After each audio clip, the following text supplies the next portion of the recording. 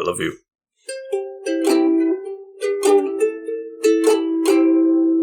Well, welcome back to the couch, ladies, men, and gentlefolk all. Today is a very special episode because I am talking about, well, I say I am talking about, I'm cutting you out of it entirely. I'm out of here. 3 strikes, they got me. I'm just so excited because we're talking about baseball and I fucking love baseball. So you do too, but you are not as I mean I enjoy the game. I wouldn't say like I'm a fan by any means, as in like I don't really have a team I follow. I don't really watch it, but I really enjoyed the time I have spent playing baseball. It's a very fun game. Right. Yeah, I really enjoy it. I love the statistics behind it, all the strategy, the skillsmanship, the cheating. There's so much cheating. But I am an Atlanta Braves fan, so know that going into tonight's fun little threesome that we're having here. And it's also a special episode because tonight's threesome is also another potato pick. This is the potato pick. And you know, we got a turkey bagger for Del McCallahan here. Got 3 suggestions in a row. This one was pretty well contended. Yeah, she almost lost. So we'll see what happens next time. Thanks, Mom. Thanks, Mom. You're not getting special favors for being my mother. You won fair and square, I hope and believe. There was no cheating behind the screens. I left it to Instagram. And it won. It won by 1 vote. Oh, nice. But if you want to be involved in the next one, you could always head on over to our Patreon at patreongreenandfaceless.com. That's who we are, by the way. I'm the Green Traveler from Gorsh. I'm sorry, I have to correct you so that they don't go to the wrong page, but it's patreon.com/greenandfaceless. There you go. But I've already introduced myself, and I'm not doing it again, so you go. And I am the Faceless Leone, and this is a podcast about movies and TV and baseball today. And baseball today, indeed. Yes. And again, I'm a huge lover of baseball, and all 3 of these films, you know, this is another one of those where I'm just kind of like, I'm hoping I'm not making people think that my parents are bad parents or anything, because all three of these films were in my childhood, and it amused me when I started. I watched Bull Durham a couple weeks ago when I was with them. Actually, I went home to visit them, had a great time. We ended up watching Bull Durham because she had just recommended it and she was hoping it would win, and so I was like, sure, I'll watch it with them, whatever. And as we were watching it, I was like, man, why did they let me watch this as a kid? And did they fast forward through scenes or something? Like, no, see, that's the weird thing. They censored Indiana Jones in the Temple of Doom when he's ripping a dude's heart out, but no fucking care for Tim Robbins screwing a girl in the locker room. That's just fine. Yeah, that's fine. What a strange role, too. Is that what we're going to talk about first? I kind of accidentally just dived right into Bull Durham, so I'm okay with it. Yeah, let's do it though. This one, honestly, we'll have the hardest time expressing what the plot is. So maybe you should express what the plot all right. I could do that.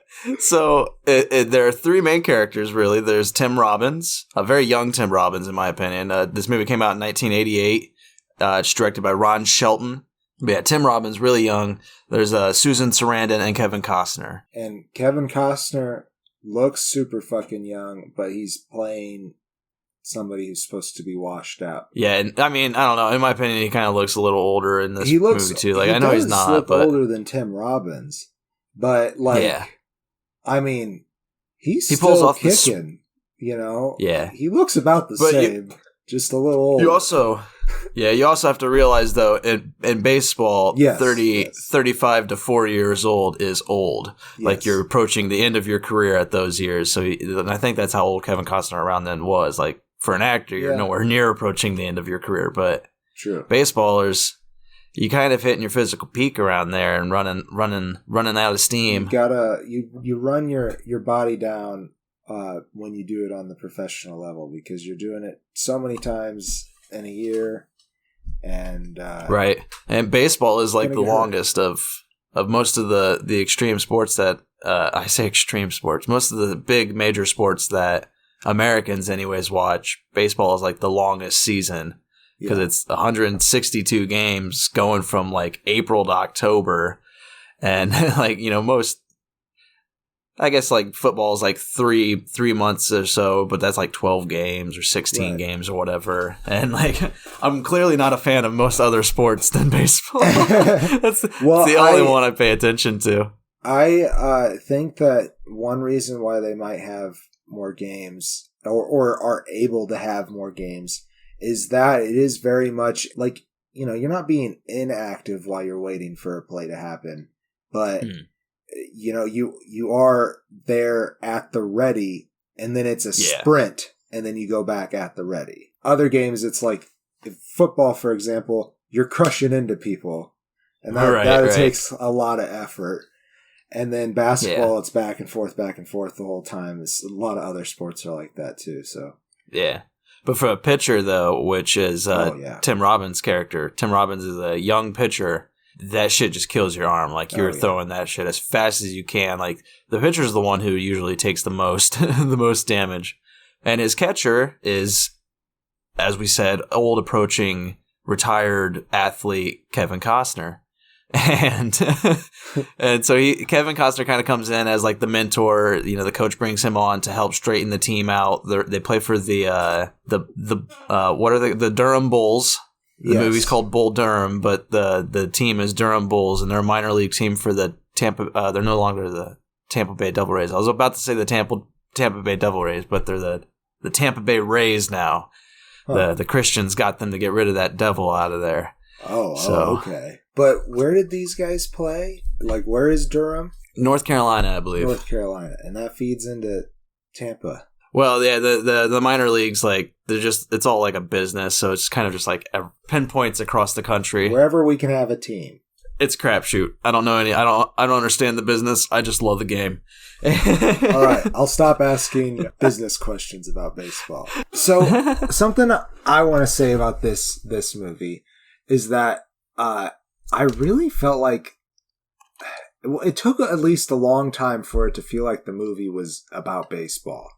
And it really is more of a story about Annie Savoy, who is Susan Sarandon, and just how she likes to mentor and have a sex life with players. One player throughout every season. One player throughout every season because she thinks she can help improve them. And her religion is baseball. And I can respect that. I can respect that to an extent. But I was really expecting it to be a movie about baseball.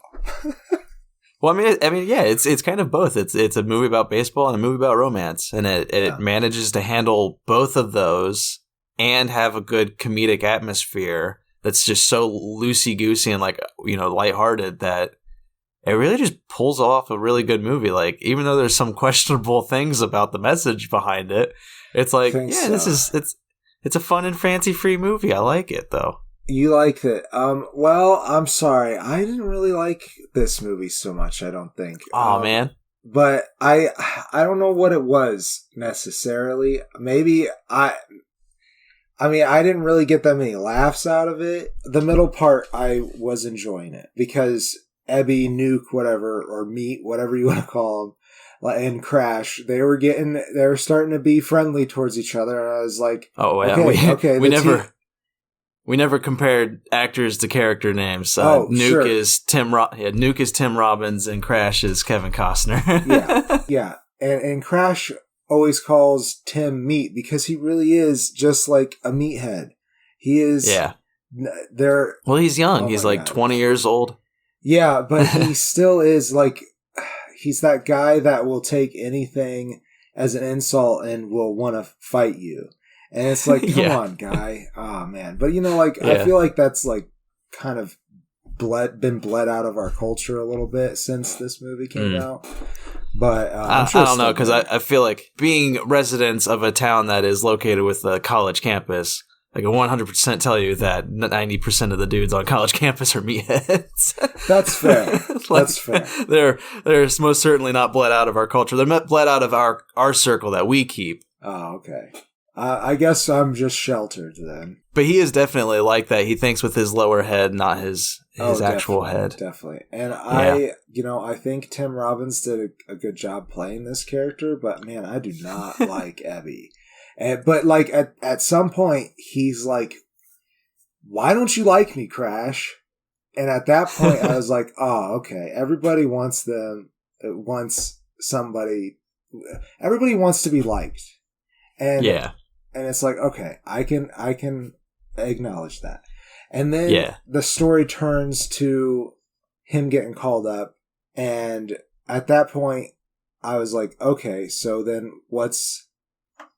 I happened to pause it and see that there was only like 10 minutes left, and I was like, okay, then what happens the rest of the movie? Because it like that seemed like the climactic moment was the argument in the bar. And I don't know. I just felt think like you're missing what happened after that was not impressive. Yeah. I feel like you were missing the point of the movie, which was not the relationship between Crash and Nuke, but the relationship between Crash and Susan Sarandon, or whatever her name was. Yes, with Annie. Yes, I understand. Like, she always felt like in the movie that she should have gotten with Crash. That was the thing, is she set both of them down because she didn't know who she wanted to choose. And she was like, I like Crash more because he is a much more personable person, and she really does enjoy that. But Tim Robbins is young and hot and full of heat, and she wants to, see where that goes. And Kevin Costner wants nothing to do with that, and that intrigues her because she's always gotten her way, and he's just like, nah, I'm out. And he just walked out. When a woman loves a man. Song, man. It's not the greatest of messages for a movie, but it's just that silly like little romance that happens between her and Crash that I like watching develop, because even as she is mentoring Tim Robbins, she's like, this isn't what I want to be doing. She's like, I'm actually kind of ready to quit this and just have what Crash is, and I really like that, because that's the climax, is when they come together right after that fight, when Kevin Costner and Susan Sarandon realize that that's what they want, and they're just like, yeah. Yeah. I just like that. I like that romantic moment when they come together at the end. Well, I'm sorry. I have to disagree with that. I felt like, I don't know what it was about Annie that I really thought Susan Sarandon did a great job portraying the character too. I almost feel the same way about Abby as her. There's something to relate to. It's just a character that's, I don't know. I don't agree with their choices. So I think that's it. I'm not a big fan of the characters. That's totally fine. I kind of like just having, because quite often you have the male character, like the Barney and How I Met Your Mother, the guy who's always going out and having like the one night stands. It's nice having that female who's doing the same thing, who's just like, nah, I'm in control of these situations. I am the one in charge of these relationships. Sure. Like, I don't know. I like having that female character who's like, I'm going out there doing what I want, living my life. Sure. And then, she finds maybe her choices have changed after a while. She is definitely in control of the relationship, which I enjoyed seeing. Yeah. How she tortures Tim Robbins. yeah, definitely. But he is obviously like, he's meat. He's a puppy dog. Yeah. So he's just gonna do whatever she says and get tied up in bed. I mean, there's some kinky stuff in this movie. Right. It's like, why did my parents let me watch this as a kid? The only scene that I felt like was crossing the line, that barrier between PG-13 and R. I don't even know what this movie is rated, to be perfectly honest. But was the scene in the kitchen where she was trying to get Nuke to eat her out. Like that was getting pretty close. I feel so weird talking about it, but but that was That was the closest to where, for me, for it crossing the line. And I was like, but there was still so many other scenes that I was like, man, this is really fucking close. So I don't know. It's not that I felt icky from watching this film. I thought some of those scenes were great. I guess maybe I just wasn't expecting it. I don't know. Yeah. And I mean, that's fair. That I'm working on it because like, it's not like I don't recommend it. It's a perfectly enjoyable movie. I don't know. It just didn't jive with. It's a cult classic. Yeah, you got a bunch of softball and baseball nerds like coming at you now. They're all on your ass. There goes the show.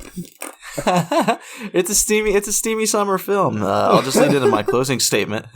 It's very enjoyable. I wouldn't say it's very enjoyable. It's definitely a dated film, but for a baseball film and also a romance, it handles both of those subjects in a way that's not overbearing, for me at least. Right. I really enjoyed how they handled it. Like that, there's a scene where all the infielders and Kevin Costner come into the mound because Tim Robbins isn't doing too well because his dad's in the stands and he's worried about that. The third baseman's got an issue. He's like trying to figure out what he should get such and such person for their wedding gift.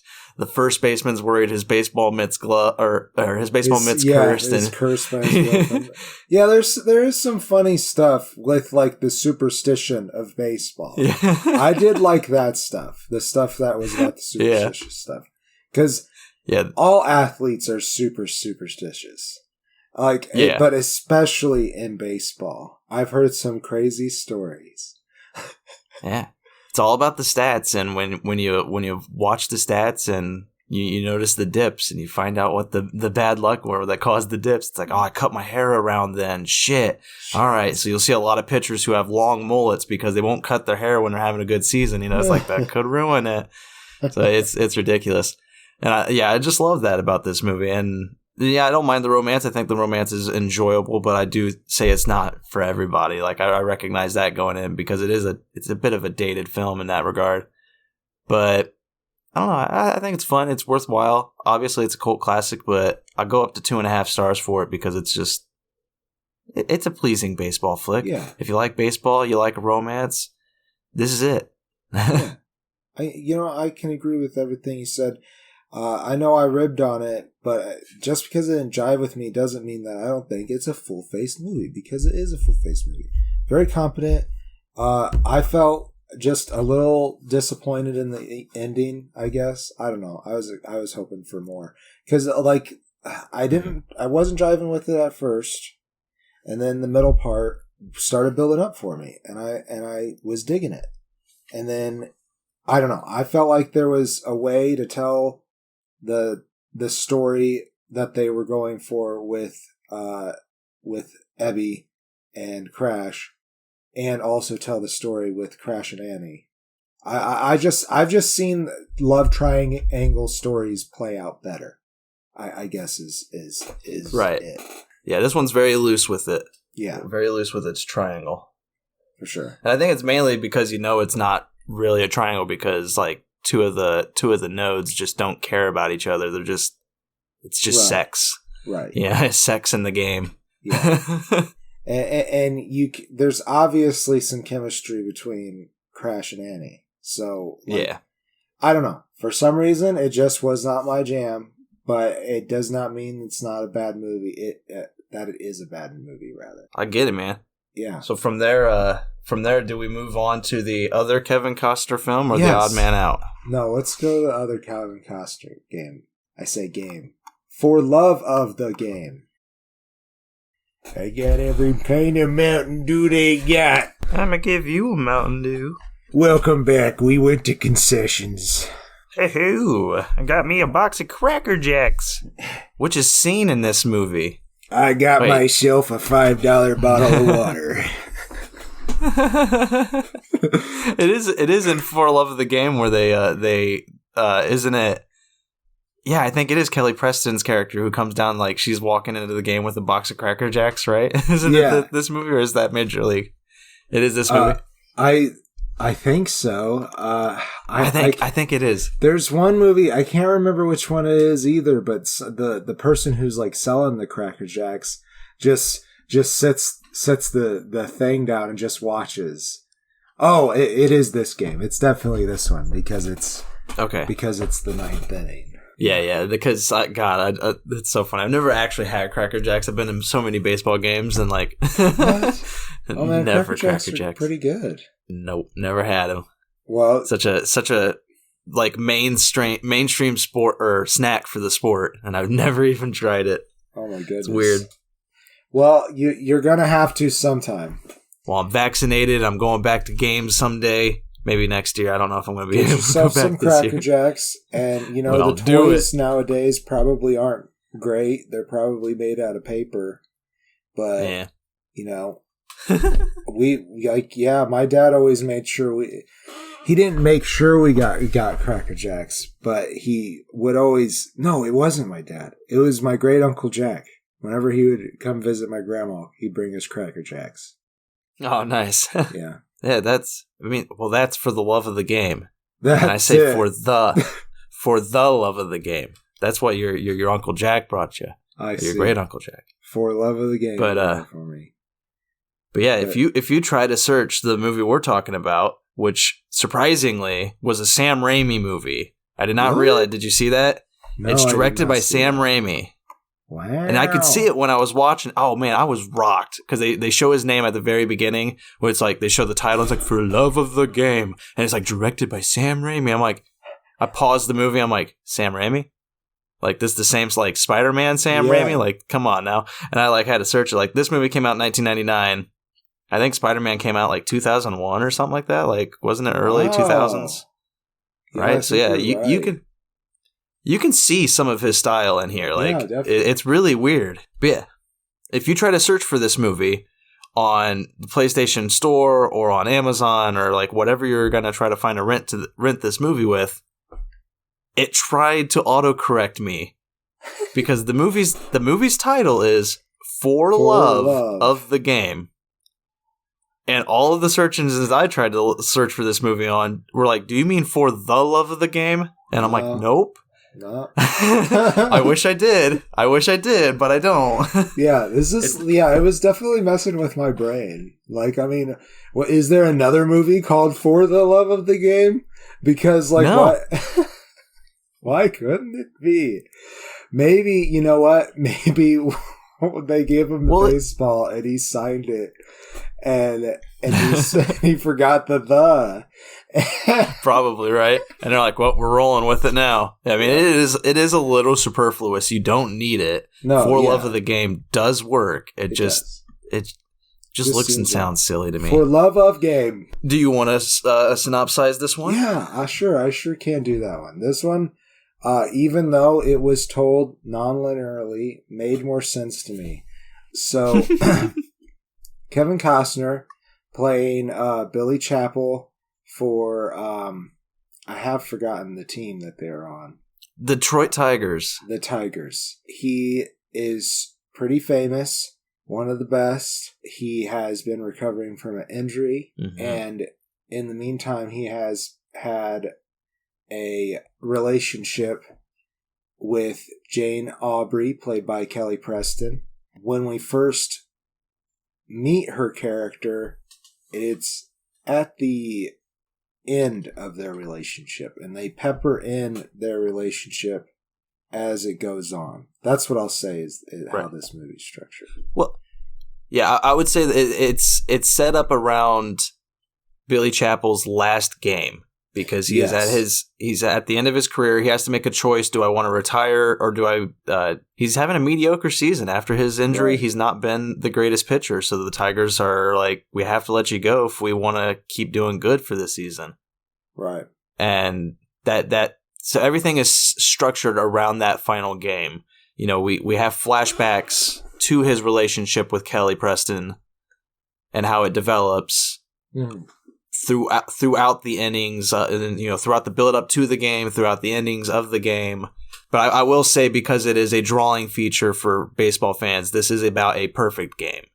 Yes. That's, you know, it's about how this pitcher is throwing a perfect game, which for non-baseball fans, that's when you literally don't allow anybody on the offensive team to reach the bait, the first plate.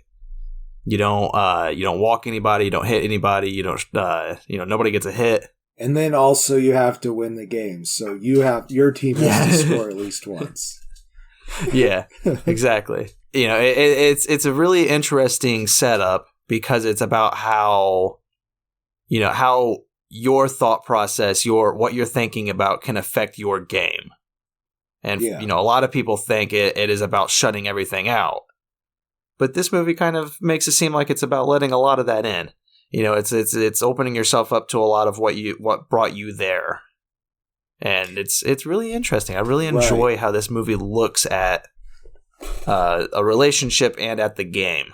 Yeah, and it's very psychologically close to Billy Chappell's character. Like, you are at the mound with him. And I do really appreciate that about this movie. So, I do want to mention great performance by John C. Reilly as Gus Sinky. Yeah. Sinsky, excuse me. And he's the catcher. So there's all three of these movies does a great job of highlighting the relationship between the pitcher and the catcher, I think. So they didn't even want Gus to catch for him in this game. But he's like, no, dude, if I'm going to start, just do this for me. Let Gus catch. Yeah, and the person who didn't want him to start was J.K. Simmons. I forgot he was in this movie. Yeah. He plays a great baseball coach. Yes. What was he, the manager or just the head of the bullpen? I don't know what all the names are for. I don't know specifically. I would assume I don't really know. He could have been whatever, really. But he's a major coach-like character in the film. Yeah. And that's all that's needed to know. And at this level when everybody's I don't know the titles either.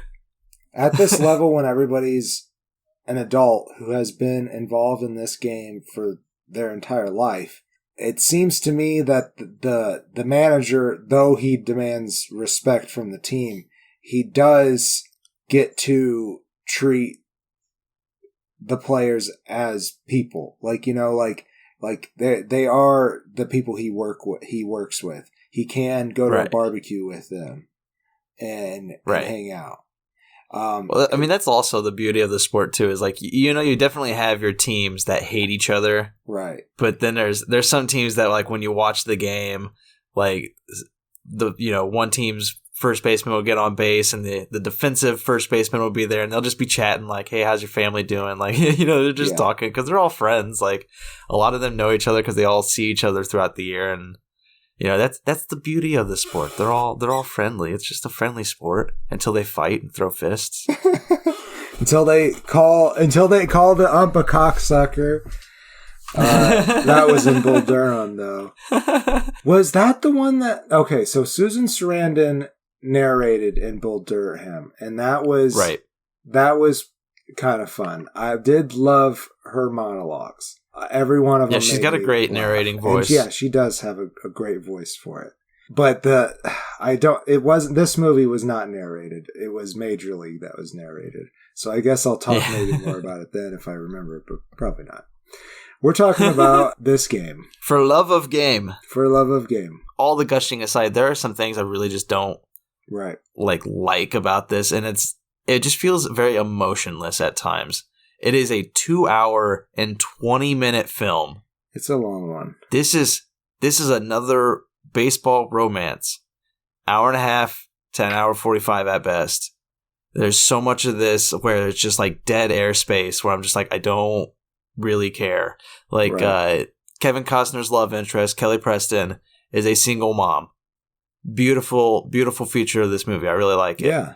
But there is a long scene where it's like him bonding with the girl. And it's just like, it's a great scene, but it doesn't really add much to the relationship he has after that. It just gives him another person to rely on. It's just another, he is friends with this his girlfriend's daughter. and it's nice, but it doesn't develop his relationship with the girlfriend much at all because she doesn't really see him bonding with her. No, I think that scene was to cap off the other two scenes that he has with the daughter. Like the first scene, like she runs away, and he just happens to be where she ran away too. So he picks her up and takes her back home. That's the first time he met her, and I think it's nice to just have this little story that's just because it really is about Billy. Yeah, like yes, this is a romance movie, but it really is about his psychology and the way he plays the game and his connection to the game. So for that reason, I thought I really liked the last Heather scene, and you did say it was nice. Yeah, I mean, none of the scenes do. Like it is a good subplot, and again, as you said, it does add to his character.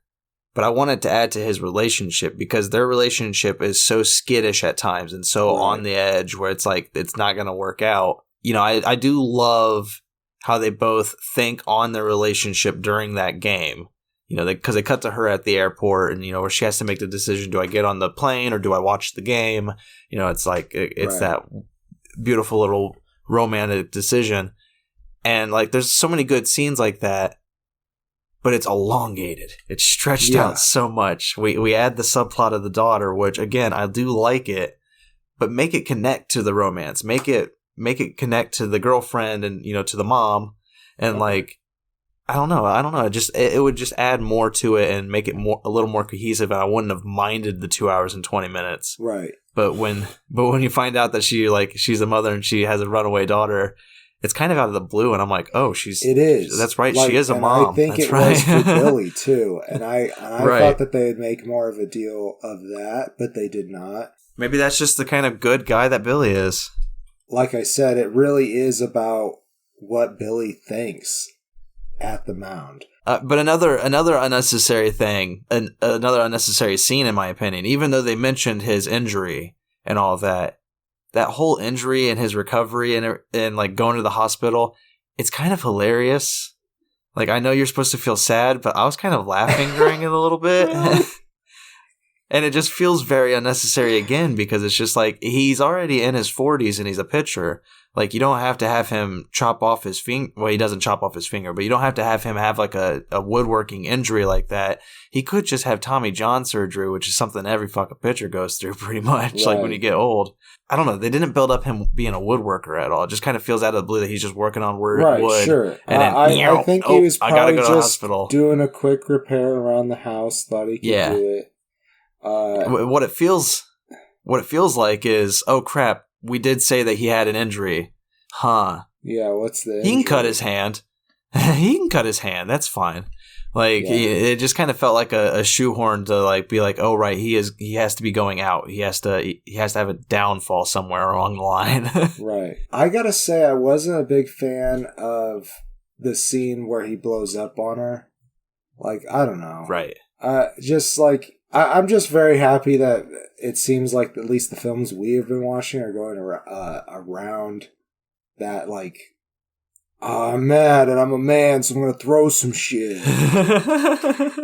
I do want to say, though, about this movie, I don't know if you have a retort to that, but the non-linear aspect of this movie did really confuse me at some points. Oh, really? Yes, because the scenes just kind of bleed into each other at times.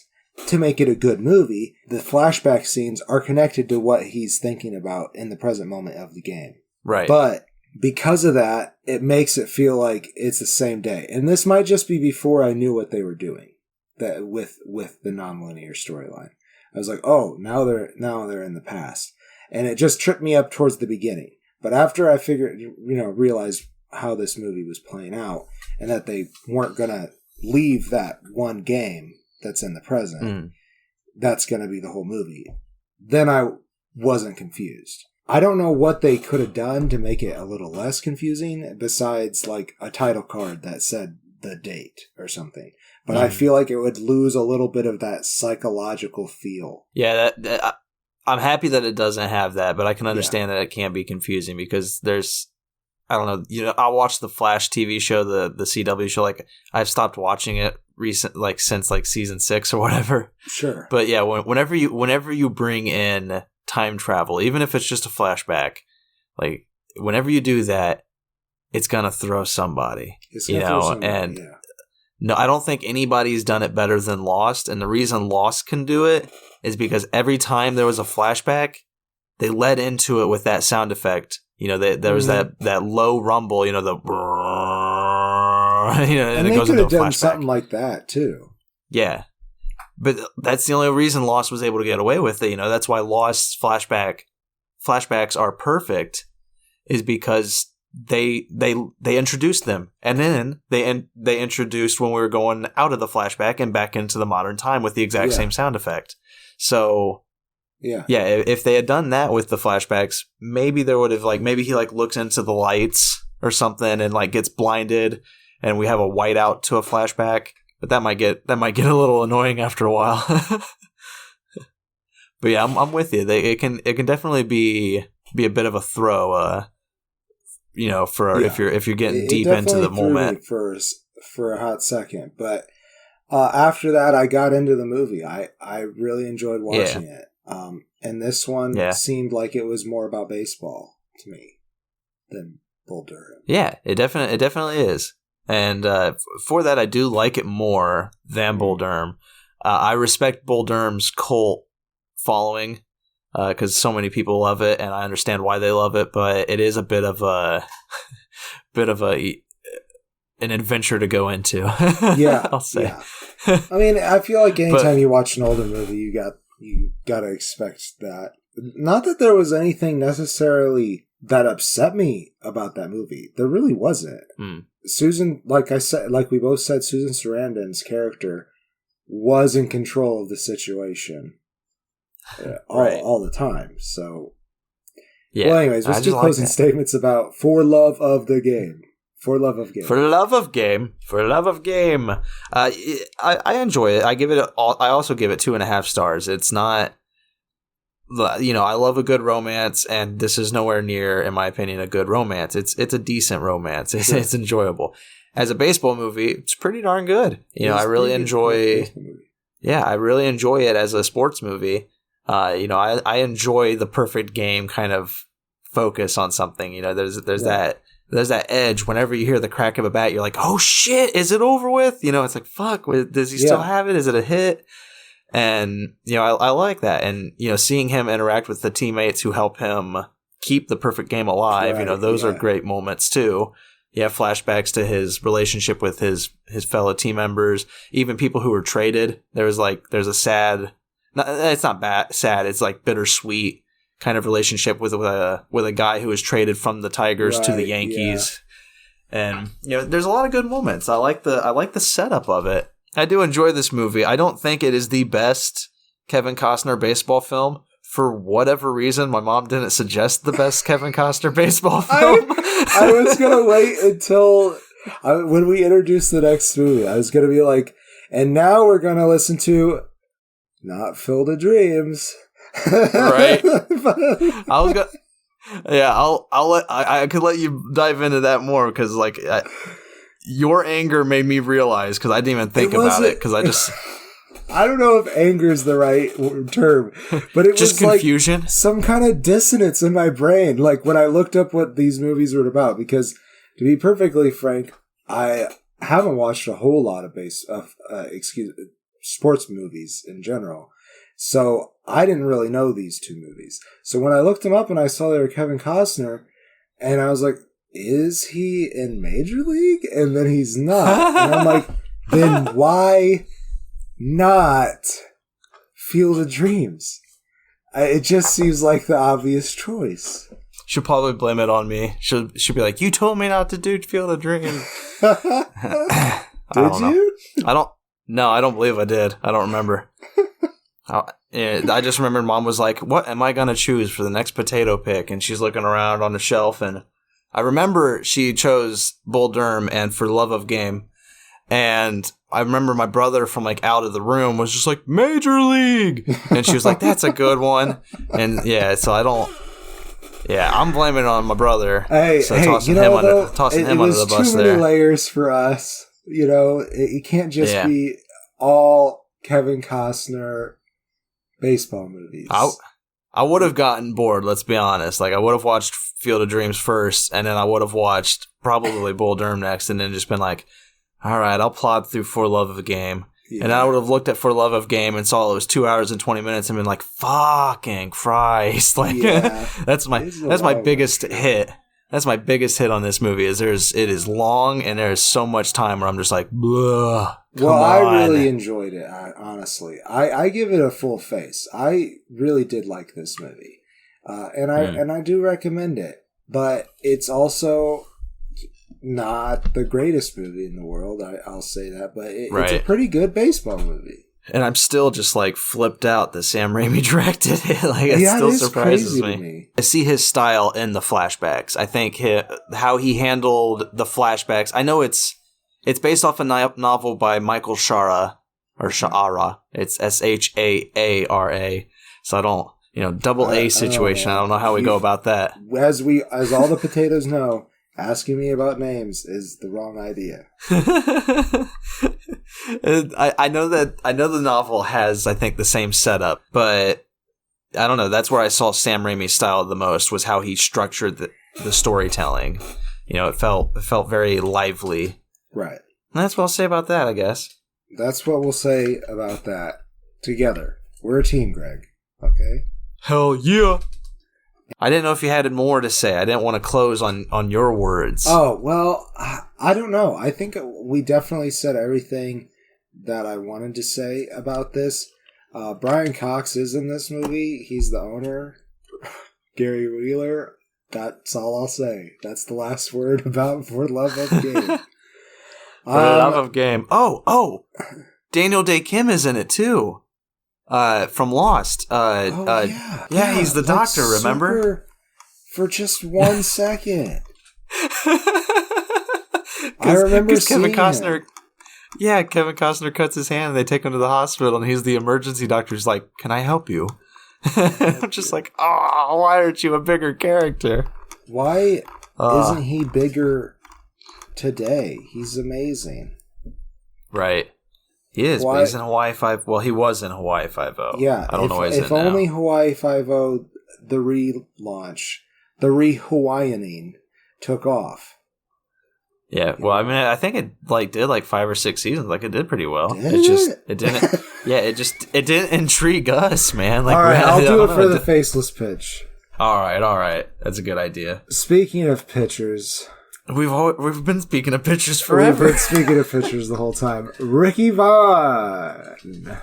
Yeah, wild Charlie thing. Sheen. Man. This probably is my favorite Charlie Sheen role. I've never seen Platoon, so what about Hot Shots? Oh man, I don't really care about what? Shots. You didn't like Hot Shots? What about Hot Shots Part 2? Did you watch Hot Shots Part 2? I think we started this is my story of Hot Shots Part 2. We're watching Hot Shots Part 2, and I don't know if that's actually. I don't know French. It's 2. I think it's 2. Is it okay? I was like, I think you're right. I don't know. Fuck it. Somebody will correct us. And it's like you pronounce the X. Oh, you idiot! It's dicks. Hot Shots Part Dicks.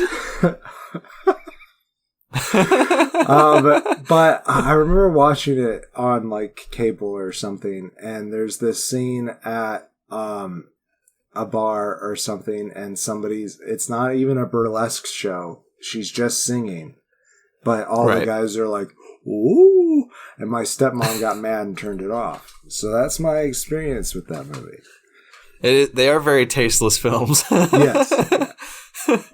And Major League is like borderline tasteless. Like, yes, definitely. There's a little bit of that, especially concerning Rachel Phelps, played by Margaret Whitten, the owner of the franchise. And there's a lot of other stuff too that's not like a sexual thing, like the team name and mascot in general. Yeah, well, that's real life too. So I don't want to. I'll come out and say I'm not going to hold any racist things against this movie, seeing as the Cleveland Indians are a team, a real life team, and at the time Chief Oahu was still their mascot. I believe he is no longer. I believe they've gotten rid of him as their icon and mascot. I think I read something as I was watching it that they are considering changing it for the next season. Their name. Oh, but he's still. Okay, the name. Oh, gotcha. I don't know. I wouldn't be upset if the Atlanta was to change their team name. But the Cleveland Indians, I do think that I hope that they do change it because, we just all know that it's at this point. I feel like that they never were the native peoples of America never were Indians. Yeah, and so I don't fault this movie for having those issues. What I do fault it for is one character played by all states, Dennis Haysbert. He plays, what is his name? Pedro. Serrano, I think is how you would say. Pedro Serrano, yes. And that is, there's some offensive jokes in there, I would say. I probably with the voodoo, I don't know. I don't know if the voodoo stuff is accurate. There's probably some stuff with the accent work that's probably... I think he played the role pretty well, and I still got some laughs out of it, even though I think that it's probably inappropriate. I do want to say one positive about the inclusion of his character is that it does seem that this movie has a very small, slight message of religious tolerance.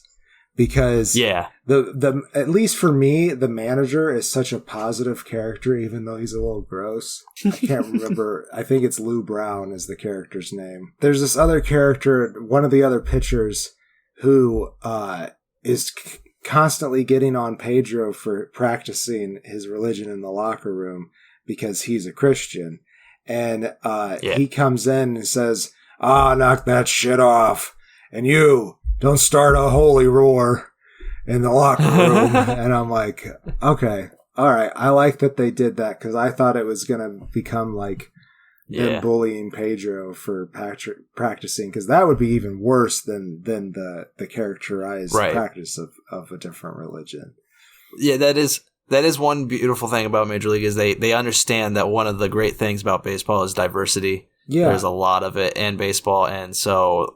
I agree with you. I like that they didn't attack him for having a different religion, and they also attacked the one guy for being religiously intolerant because he has some really bad things happen to him every time he does it, and I love it. Yes. There's one point when they're on the airplane, and all of a sudden Pedro does the Catholic cross and he says, "Oh, now you come running to him." He's like, well, he knows the difference. And then he straightens out his magazine and you see it's a Hustler.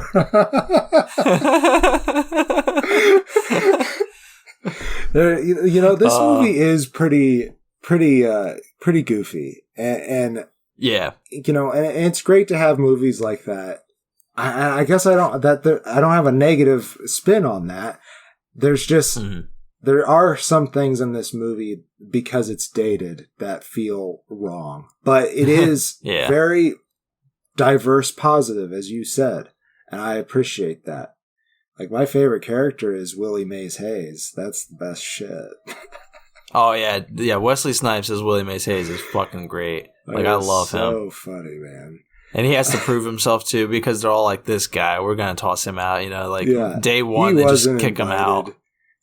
Yeah, he wipes them all away with no shoes on and his pajamas. And they're just like, all right, get that guy in a uniform. He's fast. He's going to steal all the bases for us. And he just has one flaw. That's the great thing about another great thing about this movie. I say Willie Mays Hayes has one flaw. They all have one flaw. Yeah. And that's the fun, is watching them all conquer their flaw, watching them all grow as a team together and overcome the one thing that each of them just can't do. I love it. It's this movie is considered by many baseball players and fans as one of their favorites, and there's a lot of running jokes. Yeah, there's a lot of running jokes that are found in baseball that come from this film. It's great shit. I love the character work too, because the chemistry between everybody, even though it's a comedy movie, they all play off each other really well. They do great. I mean, you can't make comedy work without chemistry.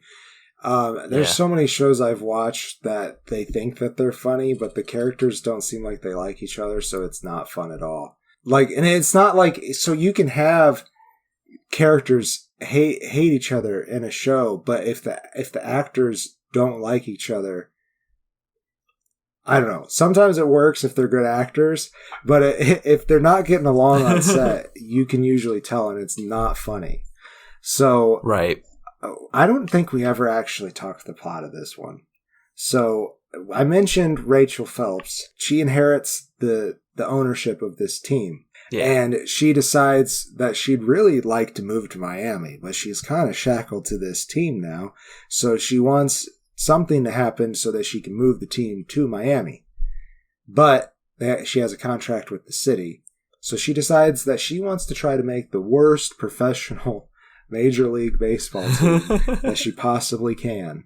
But her mistake, I think, was hiring Lou Brown. I think that was her mistake in the plot, was hiring him on, because he's actually a good coach, and he whips all these strange ass characters into shape, and it's really great. Yeah, it's really funny because you watch like Charlie Sheen's character going from being a convict who doesn't like sleeves, to being like he's like he's got his prippy little cap, he's got glasses on, he's got long sleeves because it's kind of cold outside. Yeah. He goes from being the wild thing to pitch perfect thrower because he gets glasses. Like, I love that shit. Yeah, his storyline in particular is pretty funny. Right. But it definitely is that kind of comedy movie where the writers, like, anything went. They just took everything and they just threw it all at you. Like, there's so many jokes that make me laugh a lot and are immediately followed by a joke that just really fell flat. I'm like, all right, yeah, okay, that's right. I did want to talk about Tom Berenger, Jake Taylor, and the romance that they try to portray in this movie. Yeah, the worst quality of this film. Yeah, he's basically a stalker, ruins this relationship with his ex-lover that he hasn't, because he went into the International League too, and he worked in Mexico for quite some time.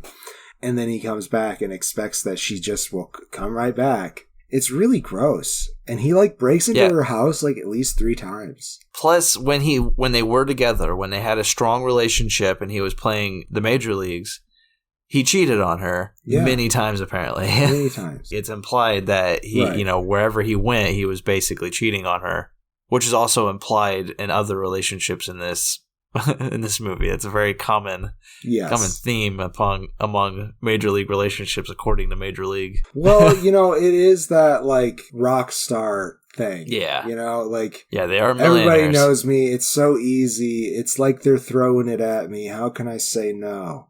And it's bullshit. Right. It is. It is bullshit.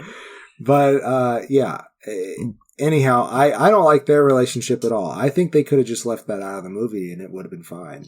Yeah, 100% agree, because where Tom Berenger's good quality of story comes in is his reaction, or like how he leads the team, how he brings everybody together, because, Lou Brown, the coach, does a great job getting them all in shape and all in line, and Tom Berenger does a good job at making them all work together.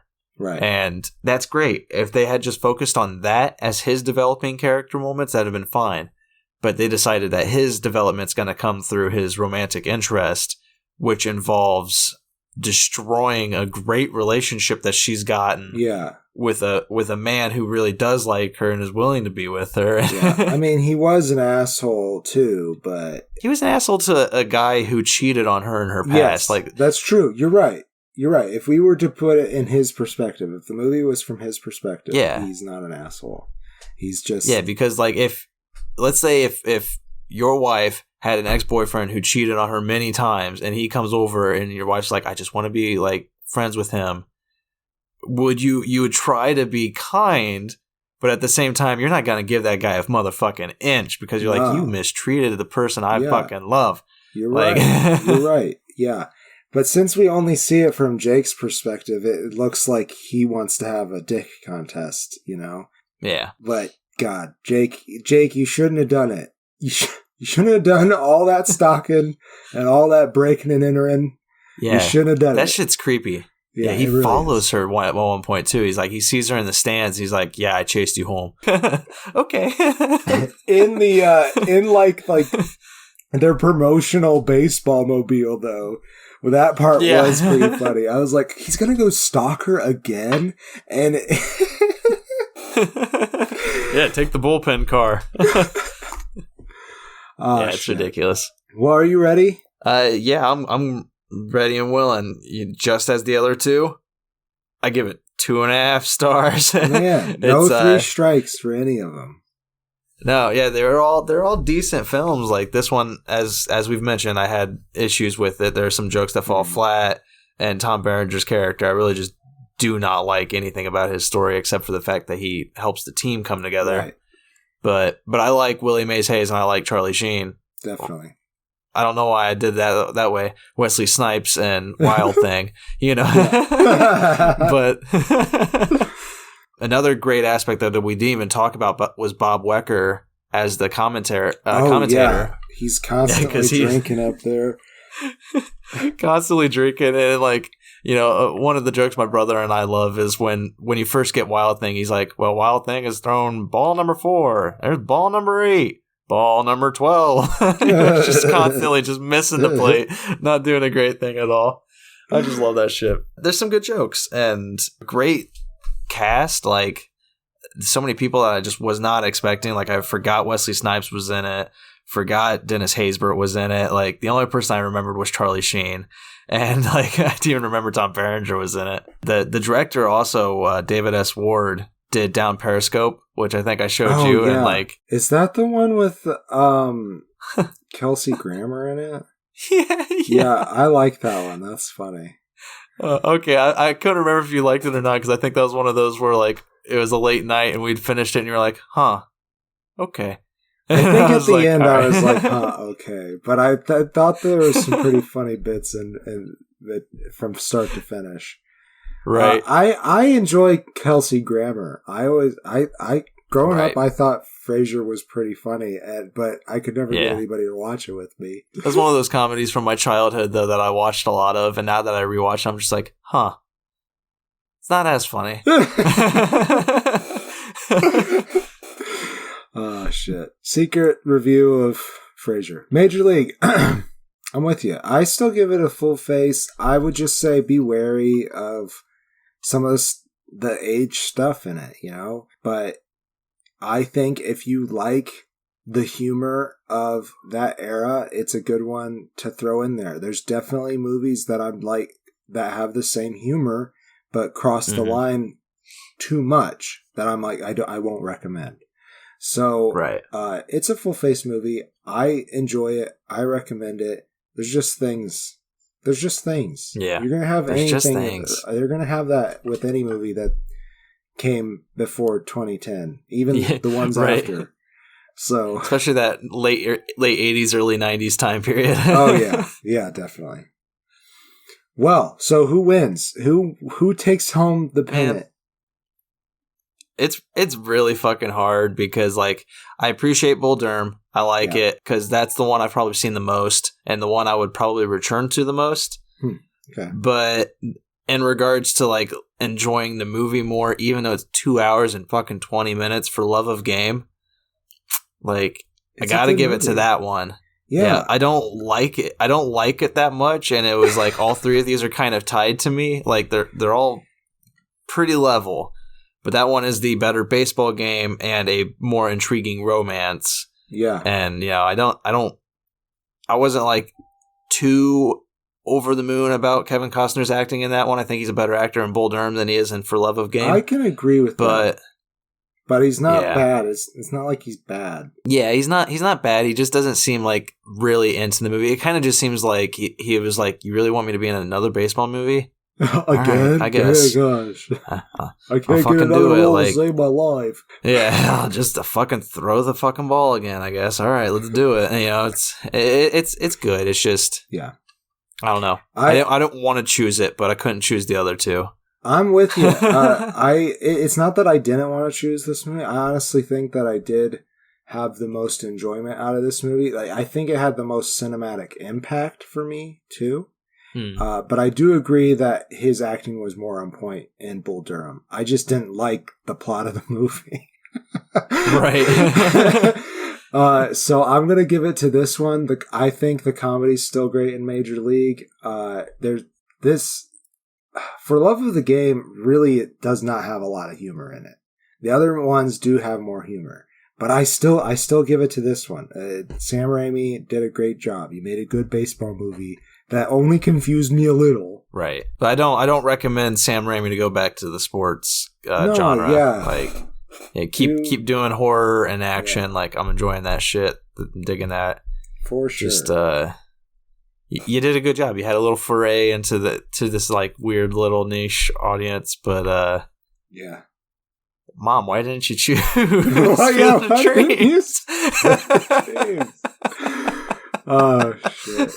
Hey, there is an actor in Major League named Corbin Burnson who played Roger Dorn, who I don't remember that character at all. Was that the rich? That was character? The one who, yeah, the one who didn't want to hurt his face. Okay, yeah. Well, that's my brother's name. I don't know if I should say that, but I did. You're pinpointed now. The government's figured out your secret identity. They know who I am. Well, I mean, screwed. They already knew because I don't have a face. Yeah, but I thought we were hidden, right? Like, they can't find me. What? My house is, like, shielded in aluminum. I thought we were, like, hiding away from... Are you telling me they've known where I've lived this thought you said fucking time? Don't use a VPN.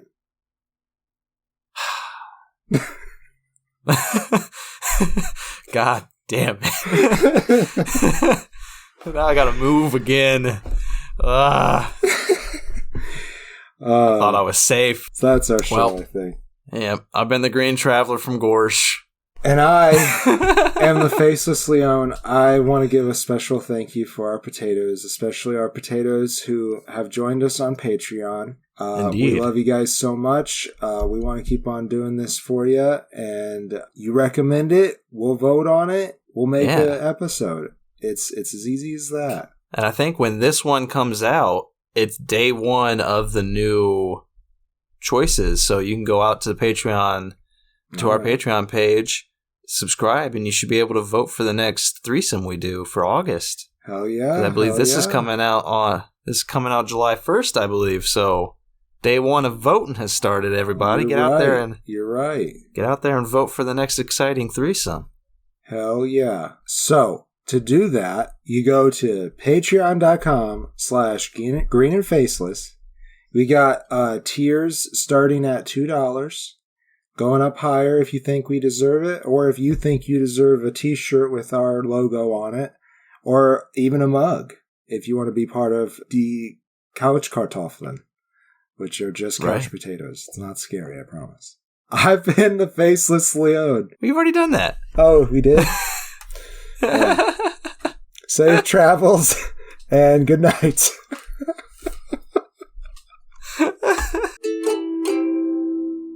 Green and Faceless on the Couch is a proud production of FictionWorks 19. If you like the show, please show your support by rating and reviewing us on Apple Podcasts. Like, follow, subscribe, wherever you might listen. We also now have a Patreon account. If you feel so inclined to support us in a financial manner, please become a patron by visiting patreon.com/greenandfaceless. You can also find more information about us on our Facebook account or on the FictionWorks 19 Instagram account. Thank you so much for listening.